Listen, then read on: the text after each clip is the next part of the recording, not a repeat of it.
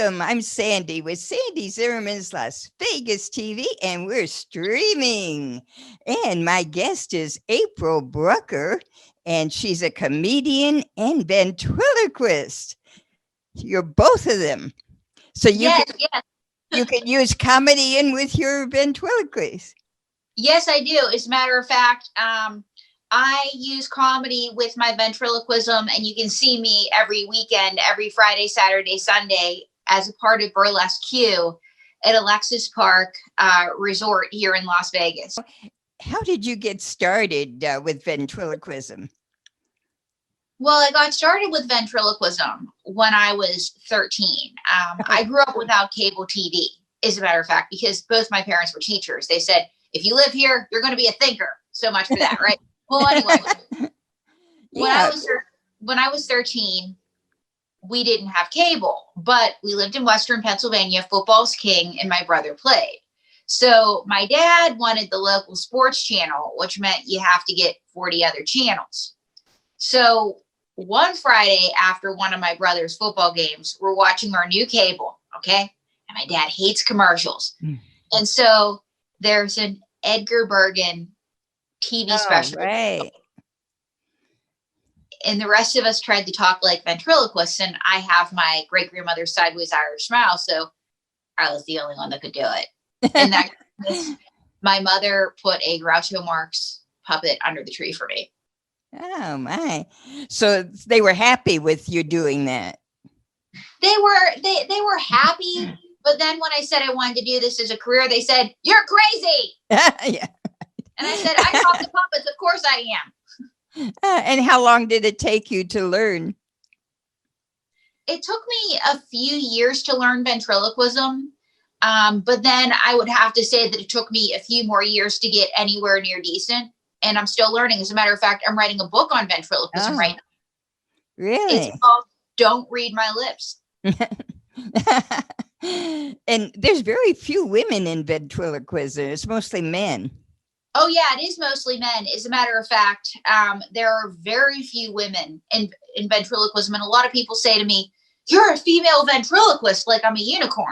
Yeah, right. And Surprise, yes. Women can do ventriloquism. I'm like, these days we're doctors, we're lawyers, we get on the Supreme Court, we even become vice president. You should see us. Yes. You know, but they're surprised. But right now, as a matter of fact, I am probably the only female ventriloquist writing a book on ventriloquism, knock on wood. Yeah. And I'm the only ventriloquist working in Las Vegas right now. Oh, right. Yeah. And I'm one of the few variety acts working, but I'm surrounded by a lot of great variety acts at Alexis Park, whether it's Alon New, he's a mentalist, whether it's Tommy Wynn, whether it's Late Night Magic, whether it's Motown Extreme, or whether it's the rest of the cast of Burlesque Q. Right. Well, there's a lot of people in the cast, and you're a guest. You have about 20 minutes or 15 minutes. As a matter of fact, well, I do two parts of the show, and I'm going to bring Mae Wilson, my other guest star, on with me to tell you. Good. Hello, I'm on TV. What's up? By the way, I love your sweater. It looks great. Very cute. Big Thank you. face. So Mae and I are roommates. We went on Craigslist where all the good things happen. And I moved to Las Vegas because I'm not looking for Mr. Right. She's just desperately seeking Mr. Okay. She's impossible to work with. You can see this, right? Yes. Yeah, very cute. I like the way you smile while you're talking. That's good. Thank you. So how are you today? How are you enjoying Las Vegas? Oh, great. So how many, you have about 30 puppets? 35 right now. Oh, 35. Wow. Yeah, she's one step above a crazy cat lady. Mae, stop it. So this is your first one? Actually, Groucho Marx was my first. What were you, Mae? Actually, I was number 3. Oh. But believe it or not, she's been the front and center. And I've been with her the entire time because a few years ago, we went viral. because the Daily Mail did a story on us. No. And the story went viral. From where did it go viral from? It went viral from England to Iceland to Italy, then from Russia to China to India, then really? from Singapore to Australia to Indonesia, Wow. then from Ghana to Nigeria to Kenya, then from Colombia to Brazil to Guatemala. That's right. We're celebrities in Guatemala. Wow, that's terrific. And the headline read as follows: ventriloquist who splashes out 20 grand a year on her puppets, even has her own bedroom, dumps her fiance after he says it's them or me. So each one of your puppets have their own bedroom? Well, we're working on it. The nice thing about Las Vegas is that we have more space. And hopefully, if the show takes off, we're going to get our own house and I'm going to get my own room. Queen size bed. Now, where are my red M&Ms? Told you she was impossible to work with. May Wilson, ladies and gentlemen. You realize they are puppets. Why would they need their own room? They're not human. I know they're not human. I was wondering if you knew. I know that they're not human, but believe it or not, she comes with a lot of accessories. Like they come with accessories, different clothes, different trunks for shows. Right. Like, I know that they're not human, but they add up, Yeah. Okay. It's really expensive being me. What can I say? May Wilson, ladies and gentlemen, come see her every weekend at Alexis Park. She's got to get ready for the show. Yeah, terrific. Well, that was good. I enjoyed it. And I saw some of your videos with your other characters that you have. And when you get a new puppet, is that a completely new character? Oh, yeah. Yeah. As a matter of fact, I have a new puppet that I'm going to be unveiling in the next 2 weeks. And, I like the video where the man was mad. Your puppet was talking to him and making him mad. Hey man, it's not me, it's her. It's her. It's her. Okay, when the cops come, they're gonna arrest both of them. How about that? And then you kept saying, it's not you, it's the puppet. Oh, what would you do? Yes. It's not me, it's her. Okay, well, I was on What Would You Do? It was a hidden camera show on ABC. And the premise of the show is, it's like, what would you do in certain situations, right? And so they have like actors and then real people have to react. So the thing is that I was a mean ventriloquist. Oh, okay. And so they had a woman ventriloquist and a man ventriloquist, and John Pizzi, if you ever get to see him, very good performer. So I was there performing with May. And we're doing our bit and the producer's in my ear and she's like, okay, go on the homeless woman, go harder. And the homeless woman's an actor too. As a matter of fact, she lived in Riverdale, which was far away from where we were filming. And her husband had some great job. And so she actually took a car service to the South Street Seaport, which is like $100, by the way. Okay. So she's in a higher income bracket than everybody. So she's sleeping on the bench. So we're going in on the homeless woman.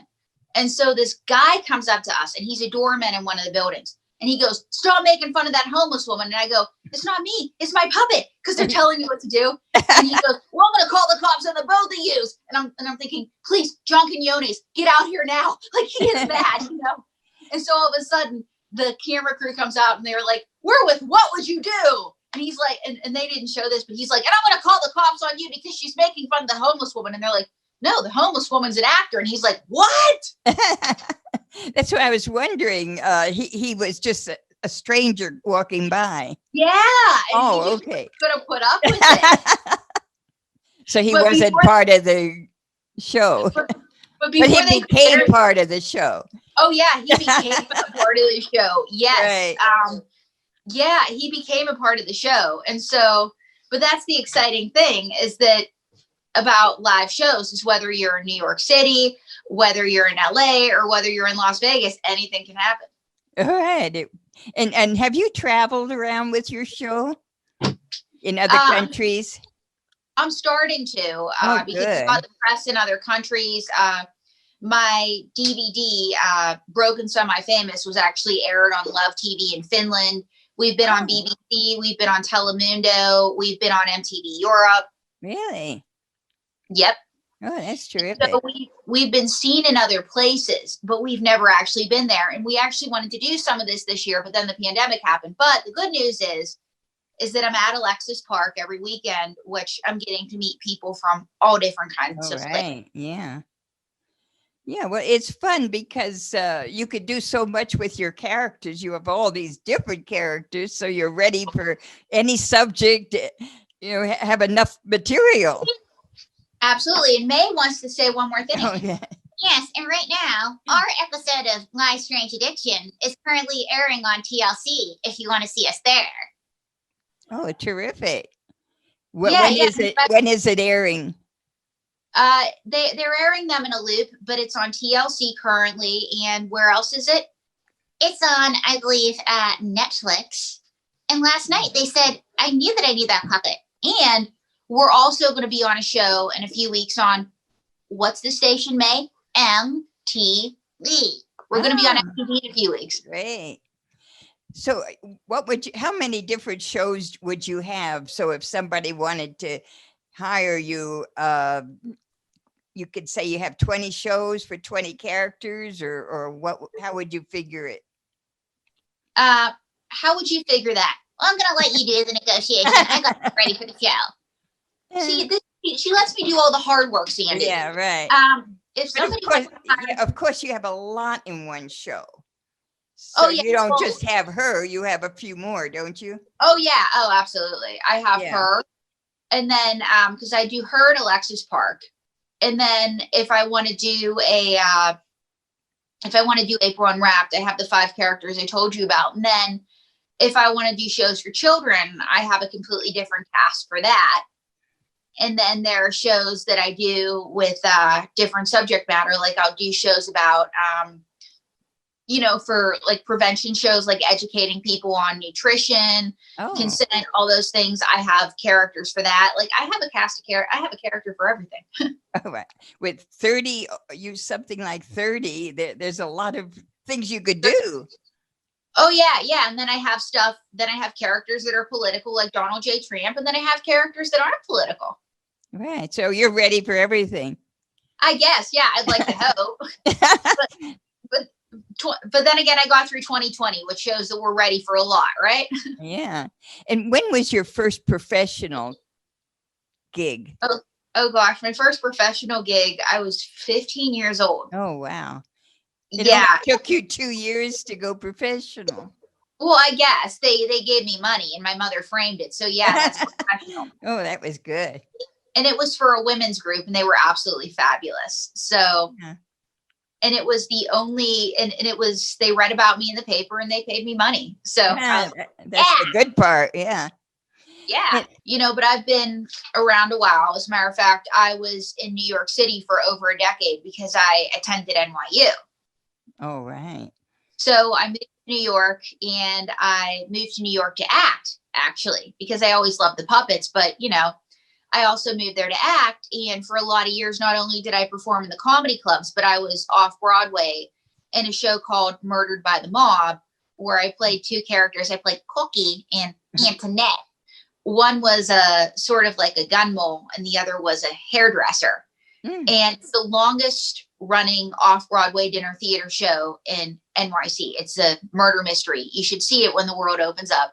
Yeah. And then I got an MFA from Antioch in Los Angeles in creative writing and screenwriting. So I've been back and forth between both coasts. So I got my MFA, my show opened, the world shut down. And so, yeah, I'm just, Right.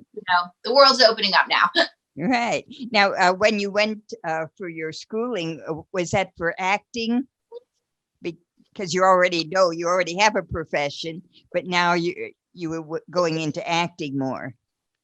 Well, when I went undergrad, it was for acting. I actually studied at the Lee Strasberg Theater and Film Institute in New York City through NYU. And I do a weekly online class with them now. It's very cool. Oh, I love really? it. And then I got a master's in creative writing because I actually got very much into writing my own work in college. And so, and I wrote a book. I sang memoirs of a singing telegram delivery girl because that's the job that kept me fed. Oh, right. When I was pursuing my dreams. Yeah. And So I wrote a book about that, and I was starting to get more offers to write screenplays about it. So I thought, you know what? I don't like a lot of the screenwriters I'm meeting. Why don't I get a master's in this so I can do this myself and write more specials for me and my puppets? So I got a master's in LA. Oh, so that helps both ways as an actress Yeah. and with your puppets. Oh, great. You're really thinking. You Well, sometimes I think, but this morning I spilled coffee on myself, so I have my moments. and I like the one you had with the your boyfriends. Oh, yes. The people who you meet and that's why it's Mr. Okay. You forgot about Mr. Wonderful. Try for Mr. Okay now. Yes. I'm not looking for Mr. Right. I'm just desperately seeking Mr. Okay. Yeah, because I've been looking for Mr. Okay. I've been on all these bad dates. Have you ever been on a bad date? No. You've lucked out, Sandy. You're not missing anything. Like, I was out with this guy. He had obsessive compulsive disorder. Every time I got mad at him, I just rearranged his bookshelves. That was cute. Very cute. But yeah, it's like, but because I've been, I've dated all these guys, I've met all these people, they're just free material. Oh, yeah, sure. That's good. And have you found anybody yet? I'm still looking for Mr. Okay. Yeah, still, I'm not looking for a knight in shining armor. I'm just looking for Mr. Okay. Right. He doesn't even have to have the horse. He just needs a car. Yeah, just a car and a job. I'm willing to do that right now. Yeah, that's cute. Now, when you go to these comedy clubs, do you go as a comedian or do you go with your puppets? It depends on the set that I'm doing. In Burlesque Q, I'm a ventriloquist, and it depends because sometimes they want me to MC.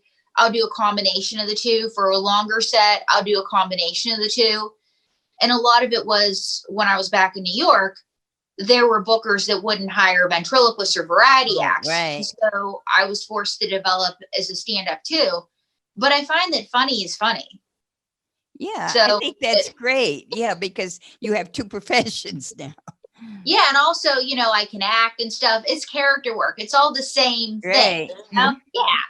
You could talk about it without a puppet there. Yeah. Oh, yeah. Now, I noticed that you went to so many different clubs. You've really appeared a lot. Is there any special ones that you want to mention? Alexis Park, obviously, where you can see me every Friday, Right. Saturday, Sunday at 10 o'clock. Burlesque Q. And folks, you can get tickets on Ticket Kite. So get your tickets because we are selling out like hotcakes. So Alexis Park is one that sticks in my heart right now. Right. But also every room that I ever played in New York City, they all have special places in my heart. Yeah. So, well, sounds like everything's going well. Thank you. Knock on wood. Hopefully it'll go in that way. So when you have a new puppet, you have to plan and work out a character and sort of a skit with it. Does that take you? Actually, you have it in mind when you get that puppet, so you already know what you're going to be doing. Oh, absolutely. Yes. I have it in mind and I get that puppet. But what I find is that the puppet steers the car sometimes, so to speak. Like once you start to get to know them, they can take you to places that you never thought was possible. So it's like, because you do the work on the character. And so, but I do a lot of work on the character. And this is where my method background comes out. I think, what songs does this character like? Like each of my puppets has a playlist, so to speak. Oh, right. Yes. Yeah, they have a playlist. I think what movies would they like? And so I really get to know them. And this is where, and this is not me being a crazy puppet lady. Yeah, right. My puppets would probably call me if they could talk for real. Crazy puppet lady. Terrific. Is there anything else you want to mention? Yes, folks. Again, you can find us every Friday, Saturday, and Sunday at Alexis Park, 10 p.m. Tickets are available on Ticket Kite. And you can find me at aprilbrucker.tv. So drop me a line. And also, you can look for my book on ventriloquism, and you can learn how to be a ventriloquist. But it's a great show. We have a great all-star cast. We have the premier showgirls, directed by Carrie Byers, and we have award-winning Las Vegas comedian Shawnee Cooper emceeing. And so I am very thrilled to be the special guest in Burlesque Q, which is one of the few all-female reviews appearing right now in Las Vegas. Yeah. Now, your website. Yes. That's very good. And it has some videos on it, and people could go to it, and they get a lot. It talks all about you, and it really shows them what you do with all the different characters and everything. So that's a good website. Thank you. And if anybody's watching that has Facebook, Instagram, and TikTok and Twitter, I'm also there too. Oh, you're everywhere. I guess. Yeah, I try. Well, thank you so much. I'm Sandy with Sandy Zimmerman's Las Vegas TV, and we'll see you next week. The Palm Restaurant invites you. Imagine a 4-pound Nova Scotia lobster split for two. Try the aged 9-ounce filet mignon and 10-ounce lobster tail dinner. Tender pieces of lobster, juicy steaks. Every bite is a moment to remember. Indulge yourself in their summer specials. Palm Restaurant in the Forum Shops at Caesar's Palace. But a slow glowing dream that you're free.